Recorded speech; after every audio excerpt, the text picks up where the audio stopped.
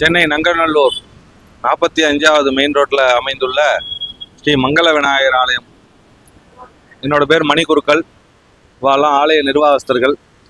இந்த கோயிலில் நம்ம விநாயகர் சதுர்த்தியானது ரொம்ப விசேஷமாக பண்ணிட்டு இருக்கோம். இது 18ஆம் ஆண்டு விநாயகர் சதுர்த்தி விழா.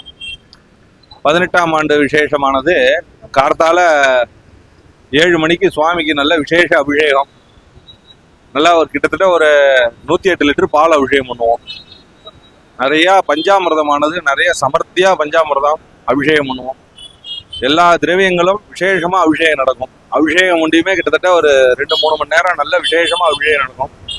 அபிஷேகம் முடிஞ்சு சிறப்பு அலங்காரம், அப்புறம் மகா தீபாராதனை நடைபெறும். அதனை தொடர்ந்து மாலை 6 மணிக்கு சுவாமிக்கு விசேஷ மலர் அலங்காரம். மலர் அலங்காரமானது நடந்து முடிஞ்சதுக்கப்புறம் சுவாமி வீதி விழா புறப்பாடு.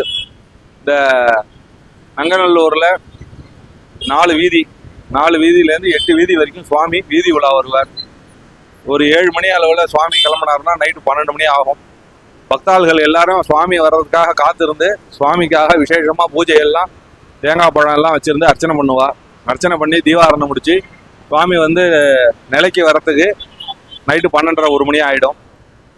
அதை விட ரொம்ப விசேஷமானது நம்ம கோயில் என்னன்னு கேட்டீங்கன்னா, மறுநாள் கார்த்தால சுவாமிக்கு சிறப்பு தீபாராதனை முடிஞ்சு 12 மணிக்கு ஒரு 1000 பேருக்கு மேலே அகண்ட அன்னதானமானது நடைபெறும். அதில் பார்த்தீங்கன்னா இலை போட்டு வடை பாயசத்தோட எல்லாமே சிறப்பாக பண்ணிட்டு இருக்கோம். இது 18 வருஷமாக பண்ணிட்டு இருக்கோம். இது 18ஆம் ஆண்டு வருஷம். இந்த விசேஷமானது இந்த மங்கள விநாயகரை வேண்டிட்டு நீங்கள் எதை கேட்குறீங்களோ கேட்டதை கேட்டபடி கொடுக்கக்கூடிய சக்தி வாய்ந்த கணபதி.